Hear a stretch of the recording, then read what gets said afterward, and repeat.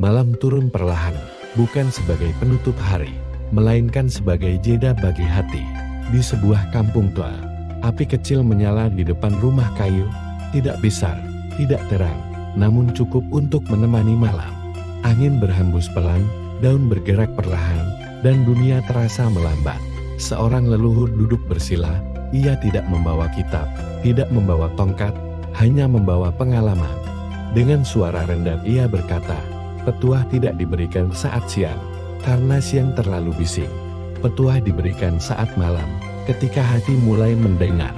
Api berkeretap, dan cerita pun dimulai, perlahan, panjang, dan menenangkan. Leluhur tahu, siang hari penuh pembelaan, alasan, dan ego. Namun malam berbeda, membuat manusia jujur pada dirinya sendiri.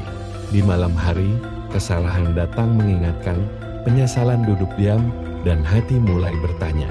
Leluhur berkata, petuah bukan untuk menggurui, tapi untuk menemani. Karena yang lelah tidak butuh nasihat keras, melainkan kata yang menenangkan. Leluhur mengajarkan, tidak semua harus dijawab, tidak semua harus dibalas. Kadang, diam adalah perlindungan, mendengar adalah kebijaksanaan. Orang yang banyak bicara sering kehilangan arah, orang yang mau mendengar jarang tersesat. Diam bukan berarti kalah, diam adalah memberi waktu, agar hati tidak tergesa. Malam pun ikut diam, dan napas menjadi lebih panjang. Leluhur berkata pelan, kata bisa menjadi obat, dan bisa menjadi luka. Satu kalimat bisa menguatkan seumur hidup, satu kalimat bisa melukai bertahun-tahun. Karena itu, kata harus dijaga seperti menjaga api kecil di malam hari. Jangan terlalu besar, agar tidak membakar. Jangan terlalu kecil, agar tetap menghangatkan. Tidak semua harus selesai hari ini, tidak semua harus jelas sekarang. Waktu adalah sahabat orang sabar, dan musuh orang tergesa. Leluhur tidak mengajarkan marah, mereka mengajarkan menunggu. Menunggu bukan menyerah, menunggu adalah percaya bahwa waktu bekerja dengan caranya sendiri.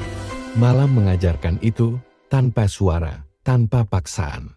Leluhur berkata, manusia tidak diciptakan untuk berjalan sendiri. Yang berat akan ringan jika dipikul bersama, yang sedih akan tenang jika dibagi bersama.